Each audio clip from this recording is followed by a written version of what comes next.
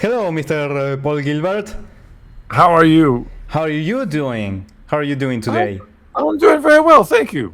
Thank you for joining me today. Thank you for giving me a piece of your time. How do you feel about coming back to Argentina as a solo act after almost 8 years? Oh, I can't wait. I've got a great band. We just finished a US tour, about 6 weeks, and that went great. So I can't wait to bring everybody to Argentina and rock out and play some amazing guitar. You've been in Argentina so many times, no, not only you as a solo act, but also with Mr. Rig. How do you recall those times that you came to Argentina, the fan base, the country, the city, Buenos Aires? Or I'll always remember the very first time that I came because I think it was an Ibanez guitar clinic.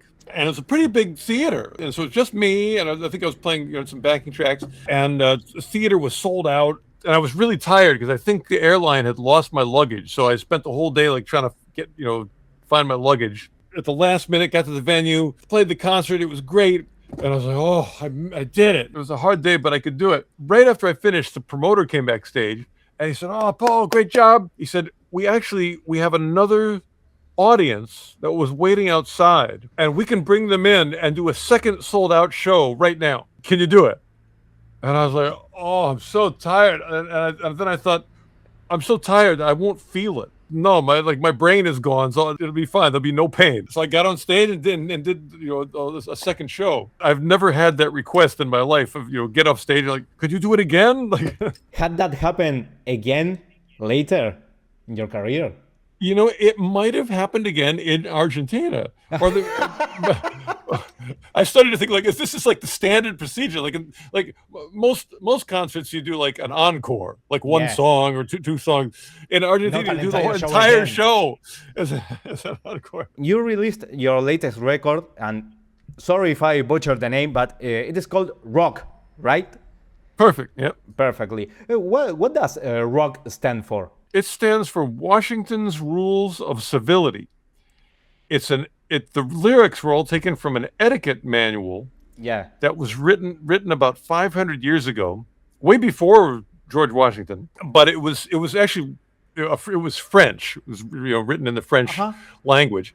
It was translated to English, 100 years later, and then that English version somehow George Washington studied it when he was a kid. He copied it as an exercise for his handwriting, even though he didn't actually write.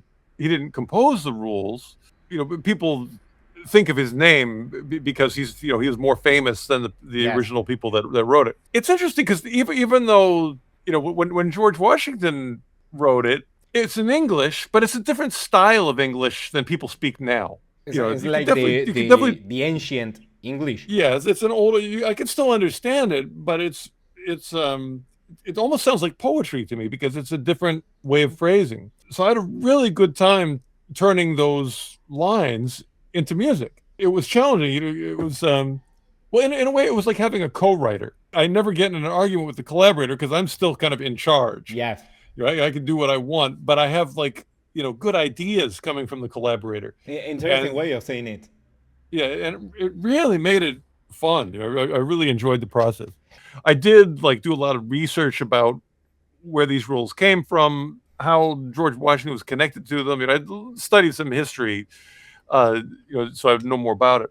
But in the songwriting, I got right to the melody. I was just thinking like, how can I phrase that so it works, and what are the chords? I just got right to the music because that's my favorite part. I hope that the lyrics are interesting, but really, primarily, I want it to be a good melody. I want the song structure to have a flow to it. I'm a musician. That's Yeah, of course.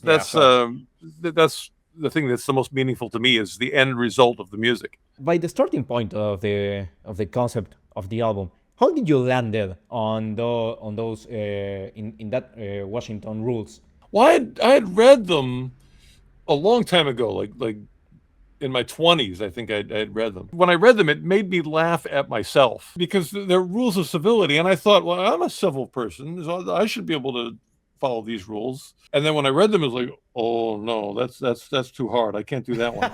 And it made me laugh because I realized like, oh, I'm not as civil as I thought I was. I really I need to work on it. So that was my first experience.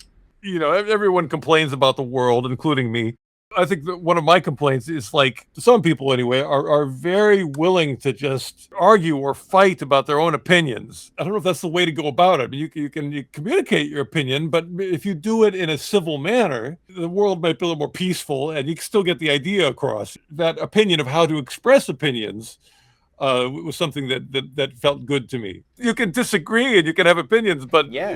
can you present it in a way that's friendly? So it's a respectful thing to do to your fellow human being. Yes, and also is this fact that two contrary opinions can be right at the same time, but Yeah, we live and in a society that only believes that it is white or black, is right or left, or only opposites.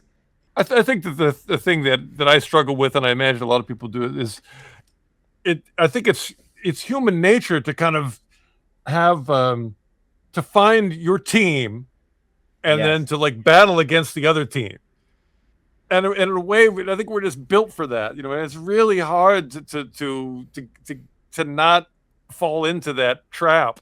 I fall into it, but Yeah. if you know you're falling into it, maybe it's helpful. My theory is that, like, when I read those rules of civility, it seemed like that's a possible solution. Like, even if there's this other team that you want to fight, maybe don't fight. It just doesn't turn out well. Coming back to your music specifically about this album, you only wanted to speak about what you read, or you wanted to give also your take about those Washington rules? The only thing that I was kind of my take was the song called George Washington Rules. Yeah. That one, I didn't even intend it for the album. I just I woke up one day, it was in my head. And so I wrote it down real quick and having the rehearsal with the other guys in the band. And I said, like, let me play this for you. I wrote this one song. And they were like laughing and smiling when I was singing it. So I thought, oh, they had a good reaction. So maybe I'll put it on there. That was just because it happened. I wasn't really even trying to do that. It was natural. So I was really happy just to stick with the Washington Rules, and then that other one, it was like a good accident. Speaking about your career, what are the biggest differences that you can tell between your solo work and your works with bands, like Racer X or Mr. Big? Well, there's the musical part, and there's the relationship between the people part. And the relationship affects the music. Like with Mr. Big, I was the youngest member, and I really had a lot of respect for the other guys, not only because they were older, but they were more experienced. They had played arenas and done major records, and when I joined up, I was I'd done clubs and some indie records. So I really wanted to listen and pay attention and be helpful, but I didn't really feel like I had the right to like come in. This is my song, do it my way. That I didn't feel like I had the right to do that. And then as time went on, I gained more confidence, and I saw how they worked, and I started to become more of an equal contributor. Well, the first thing I thought was just, it depends, whoever the singer is, it is really an important factor. If it's Jeff Martin and Racer X, then that's a certain style, and you want to write the songs to work with that style. Yeah. And then with Mr. Big, Eric Martin, that's another style there, and you want to make it work with that. And if I'm the singer, or if my guitar is the singer, that's really, that's the melody, and then that's musically, that's the leader. It's like, who's carrying the melody. But you also make some vocals on the records. And of course, I've learned more and more about my own voice. It's interesting because I when I was a kid, I grew up listening to either really good pop singers or heavy metal singers, and all of them tend to have a much higher range than me. So when I'm singing with my lower register, it's really challenging to make it work, because in my head I might be singing like a Dio melody, and then my voice won't do that. So I have to figure out how to work with the limitations of my instrument. Yeah. But at the same time, I gain something that's unique. I mean, nobody in the world has my voice, And that's true of everybody. Anybody who sings, in a way, you have to forget about all the other singers who are great, and just go like, yeah, but sure they're great, but I've got something that nobody else has, and I can find something that it will do that has a unique sound and a unique feeling, and make the most of that. I think that there is a lot of people that today try to mimic their idols, the superstars, the greatest that are around the world. They forget to bring to the table something that is unique for the people that is singing. To imitate your heroes, whether it's singing or playing guitar, it's a great way to learn your instrument and Yes. to explore your limitations. And I know as a guitar player, I copied all my heroes, and sometimes I could do it exactly, and sometimes I could get like something close but not exact, and sometimes I couldn't do it at all. And I kind of built my style. Now with guitar, I've got long fingers, and I could copy a lot of people pretty well. But that, in a way, you're right. Like that was the danger. Was I could sound so much like my heroes and it felt so good because like, wow, I can sound like that Van Halen record. That it's easy to get stuck there. Probably took me a little bit longer to find, and maybe I'm still searching for who I am on guitar. And in a way, I'm still doing that same kind of thing, but now I'm doing it with singers. I got up this morning and I was learning a Joni Mitchell vocal on slide guitar, and just loving it. But I can't do it exactly. And I love that translation. I love translating one instrument to another in a way that means I can't copy it exactly. She has words. I don't. With on a guitar, I don't have any words. So that translation, of course I lose something, but I also get something that's different and unique. Do you think that there is a difference between being a musician and being an artist? Well, I think the pure like mechanics of learning an instrument. That's one thing, and you have to do that at least a little bit. You can't just think about an instrument and have it do something.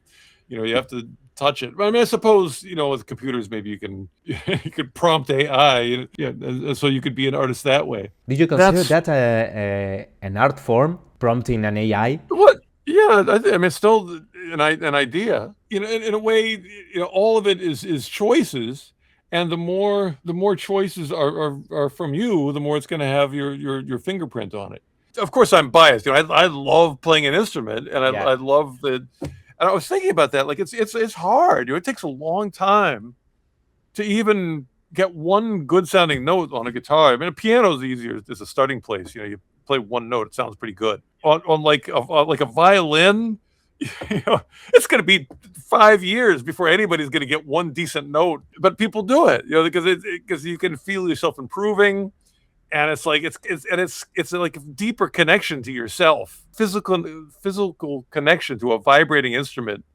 Something about that even if you could give a prompt to AI, say you play me a perfect violin note, you don't have the same connection as if you put in years, and it's like, oh, like nobody can do it the way I'm doing it, because I've all the love that I have for that note, you can hear it coming out of it. Sorry, that looked bad.